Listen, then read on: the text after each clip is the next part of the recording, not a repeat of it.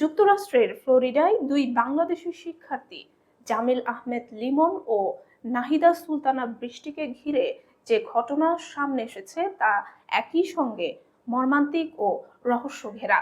তারা দুজনেই উচ্চশিক্ষার জন্য বিদেশে গিয়েছিলেন, ভবিষ্যৎ নিয়ে স্বপ্ন দেখেছিলেন এবং শীঘ্রই বিয়ের পরিকল্পনাও করেছিলেন।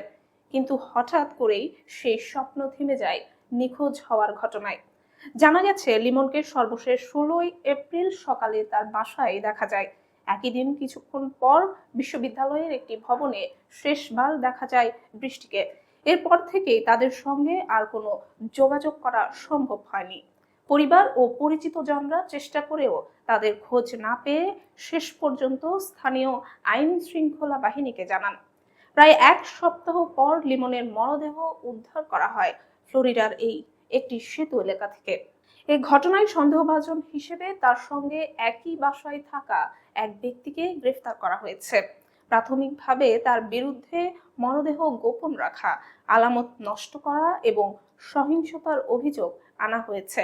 অন্যদিকে নাহিদা সুলতানা বৃষ্টি এখনো আনুষ্ঠানিকভাবে নিখোঁজ, যদিও পরিবারের পক্ষ থেকে ইঙ্গিত দেওয়া হয়েছে যে তিনিও আর বেঁচে নেই, যা ঘটনাটিকে আরো গভীর শোক ও অনিশ্চয়তার মধ্যে ফেলেছে।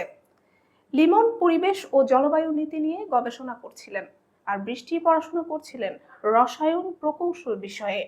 দুজনের বয়সই ছিল 27 বছর। তাদের এই অকাল পরিণতি শুধু দুই পরিবারের জন্য নয়, পুরো প্রবাসী বাংলাদেশি সম্প্রদায়ের জন্য গভীর বেদনার কারণ হয়ে দাঁড়িয়েছে। ঘটনাটি এখনো তদন্তাধীন।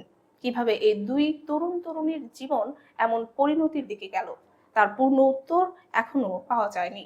তবে একটি বিষয় পরিষ্কার, স্বপ্ন নিয়ে শুরু হওয়া তাদের পথ চলা হঠাৎ করেই থেমে গেছে এক অন্ধকার ও অজানা বাস্তবতায়।